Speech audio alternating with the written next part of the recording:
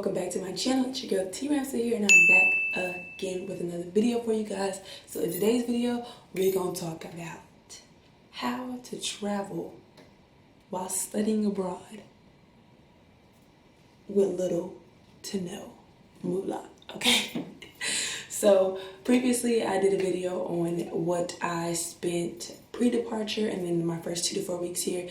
Now I want to show you guys how I travel while studying abroad and how much that truly costs, so you guys can get a realistic view of not only the study abroad part, but also the fun part of traveling and seeing the world, but on a budget. So got my handy dandy sheet right here, and we're gonna start with my first trip to Bulgaria. So before I get into that, I just want to say that I had a list of countries that I wanted to visit before I even came to Greece. So I had a list and Janae had a list, and our lists were literally identical except for the fact that she wanted to go to Netherlands and I wanted to go to Rome, Italy, and we were able to do those anyway. So we just added those trips, and then I decided that I would be in charge of flights and housing when we took these trips. So I was responsible for getting us a house, getting us a place to stay, and getting us a flight and making sure that flight was affordable.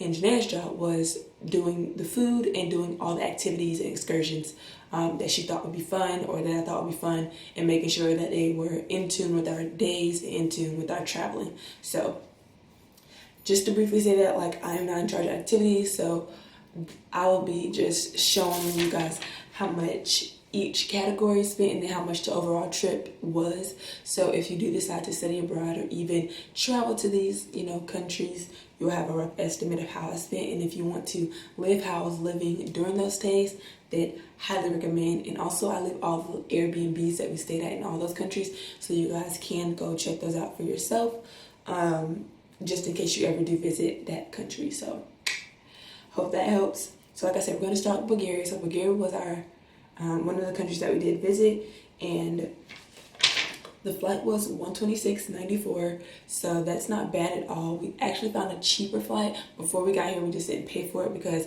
I wanted to get here first, get settled, and then start planning our trips. And usually I plan our trips 2 weeks ahead, and we pay for it. We do everything. We pay for the excursions if we can ahead of time, and get everything out of the way, so when we arrive, we just have to have fun and live in the moment. So the flight was $126.94, and our Airbnb was $57.03, and that was the overall price. So $57.03 divided by 2 is $28.51. So Janae and I paid $28.51 a piece to stay at this Airbnb. And it was really nice, super comfortable. And then we spent $25 on food, and that sounds crazy, but you also have to think of the exchange rate of American dollars to whatever country you're going to. So American dollars to lev is like nothing. So like you could spend, say, like 100 lev, and that's like barely an American dollar. So the food was really cheap, and you get a lot of food. So we spent $25 overall. Actually, I'll say I spent $25 overall in food in Bulgaria, and we were there from Friday to Sunday. And then shopping, we always do shopping. And when I say shopping, I'm meaning clothes, souvenirs, all that stuff, anything that doesn't entail food or an excursion. So $26.14. Pretty much everything was free in Bulgaria as far as like sightseeing, so we didn't really have to pay for anything. So that was pretty much like the clothes that I bought and then the souvenirs that I bought for myself and my family. That was $26.14. And then transportation, we did only use taxi in Bulgaria because that's like the best way to get around. And the taxi was really cheap, besides, that one guy ripping us off. But that was no big. It was only like $9 American. So overall, we spent $45 in transportation altogether, and that was split because we did use cash for transportation rather than our cards. So that was that trip, and altogether that trip was $280.11. So that's not bad for a weekend trip, including flight, housing, shopping, eating. That's not bad at all. That's what you spend on groceries in America for a family of like 2. So that's not bad. And then we went to France. So we went to Paris, which, oh my God, was one of my favorite places in history. And you expect Paris to be a little bit more expensive, and we knew going into Paris that it would be more expensive than any other trip, so we were prepared for that. So the flight to Paris was $209.83, and that was like the cheapest flight we could get. And then the Airbnb was $134.36. And I know you guys are probably like, if you've seen the Paris vlog, like that place is really small. That place is, but in my defense, that place was a 9-minute walk to the metro. It was convenient. It was close to everything, and it was really cozy, really comfortable, and the shower was amazing. So think about that. And Paris is, like I said, it's just a really expensive place because it's so touristy. Everybody wants to go there. So of course they're gonna hike their prices up because they know that. So that was a really good deal. Our Airbnb was $134.36. We spent $75.87 on food, and that includes like breakfast, lunch, dinner, breakfast, lunch, dinner, snacks in between, desserts, all that. Only $75.87. And then activities and shopping came out to be $60.61. So we did have to pay to go into the Louvre. We did have to pay to go to the air balloon, and then the rest of that was just spent on like, I got a hoodie, I got some souvenirs for my family. So altogether that came out to be $60.61, which also is not bad at all. And then transportation, we just paid one flat fee for transportation because we used the metro, the buses, and we got Navigo passes, which are basically the same thing here in Greece, where you're allowed to use the public transportation for the amount of time you're staying there. So it's like a week pass, and we were there for like 5 days. So we really got the best bang for our buck, and that was $31.54 American dollars. So that was not bad at all, because we went to like 12 different cities, like basically for $30, and we would have paid $60 just to get from the airport to our Airbnb for an Uber. So taxis, don't pay for taxis in Paris. Use public transportation. It's quicker, it's easier, just use public transportation. So that whole trip came out to be $512.21, which honestly isn't bad for a 5-day stay in Paris, including transportation, including food, including souvenirs, excursions, all that stuff. That's not bad at all, because I know from America, the flight to Paris is almost like $1,400, so that was a good steal. And then we went to Turkey. I know you all remember Istanbul Turkey vlog. If you haven't, I'll link it up here. A hot mess. So the flight to Turkey was $96.63, which was a steal, and the Airbnb was $76.92. Airbnb was so nice, by the way. Like, that Airbnb should have been like $100-something, and it wasn't. $76.92. So you split that in half. That's what me and they paid, like $30 a piece. And then activities and shopping. So in Istanbul, we didn't have to pay for activities because we went to the mosque, which is free. I don't remember much of what we did. Like, I just kind of erased that whole trip, kind of. Well, all the negative about the trip, I'll say. And then we did go shopping and souvenir shopping. I got beautiful jewelry and things for my family in Istanbul, and that came out all together, including activities, came out to be $84.61, which isn't bad at all. And then transportation, we paid $45 in taxis because we used taxis to get around, because that's just what we did. And then food was $32.18. So we were there from Saturday to Sunday because we missed our flight on Friday. So we were there from Saturday morning until Sunday midday. So we ate breakfast, lunch, and dinner, and then breakfast, and then a snack. So that all came out to be $32.18, sorry. And then the whole trip was $335.34. And then we went to Budapest, which was absolutely beautiful. And the flight to Budapest was $81, y'all. $81.01. And the Airbnb was $156.10. And me and they split that in half. So it's always nice to have anything or chop any cost that you can.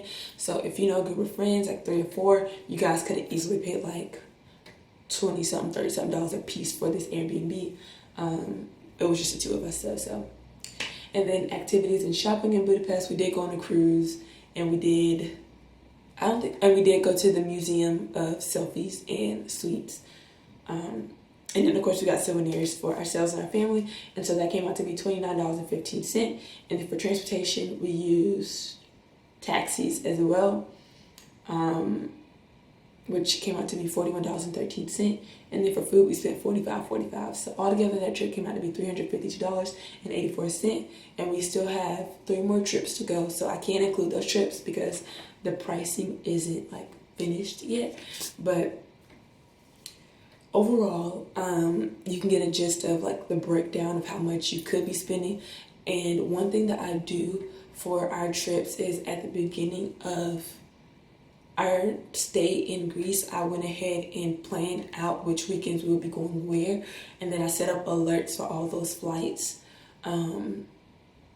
So I could get alerts if the price went up, if the price went down, and then say if the price went down like $50, we would go ahead and buy the ticket. So always track your flights. Like I'm tracking a flight right now for a trip in August, just so I can know whenever it goes down like a lot, I can go ahead and buy that ticket. So I always try to stay weeks or months ahead when booking flights because they do fluctuate a lot, and I always search for about 10 to 15 Airbnbs no matter where we're staying that all are within the same price range and same distance, and then whichever one is the cheapest or depending on what we're looking for and that stay, I'll get that Airbnb. So that's just on preference because our last Airbnb was like $10 more expensive than I wanted it to be in Budapest, but it was way bigger, way more spacious, way more luxury, so we were willing to pay that extra like $10 a piece to live in luxury, you feel me? So that's pretty much the budget. I usually try not to spend more than $350 to $400 altogether per trip, excluding Paris because we knew that was going to be more expensive. So our next trip is going to be a beach trip, and so I don't plan to spend that much money. Like my budget for that one is about $250 simply because our Airbnb was like under $50 or right at $50.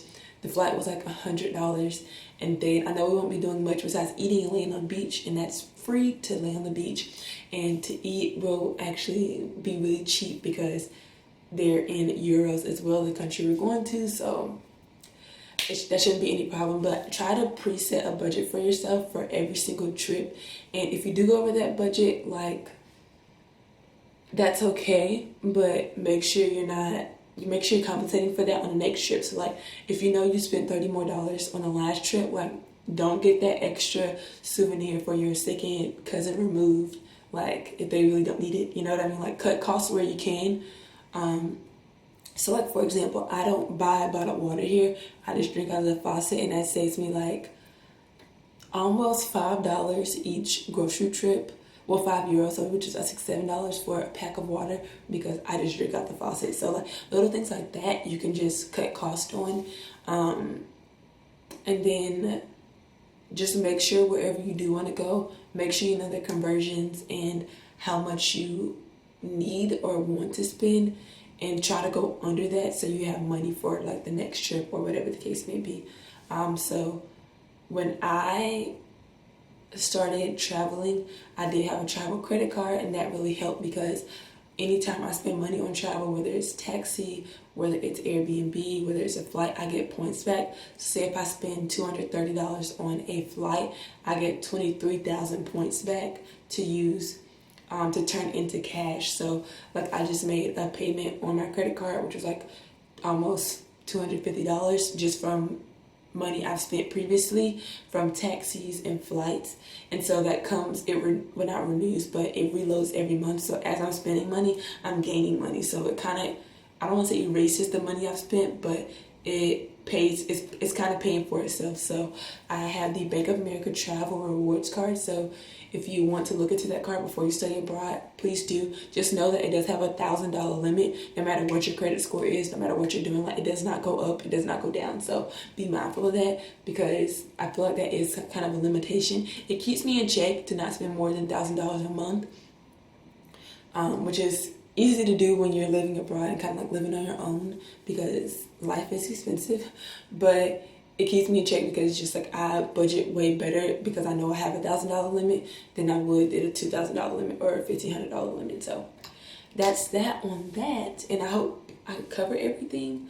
So yeah, if you have any more questions, just let me know in the comment section below, or DM me on Instagram or anything like that, because I really want to help you guys see the world just as I'm seeing the world, but do it on a budget, keep it cute and simple. So yeah, this is it for this video. If you want to see more in-depth videos about my study abroad experience at the American College of Greece or anything related to study abroad, or my upcoming travels back in the States, just let me know. I'll be more than happy to do that, because your girl is now a traveler and I love it, and I will never stop traveling. The day I stop traveling is the day I die. So I really want you guys to get this experience and feel what I feel for traveling, get to see different parts of cultures in the world, and just get exposure. So I hope you enjoyed this video. Don't forget to like, subscribe, and comment how you feel in the comment section below. And always, always, always stay prayed up, stay motivated, and I will see you guys in the next one. Bye, y'all.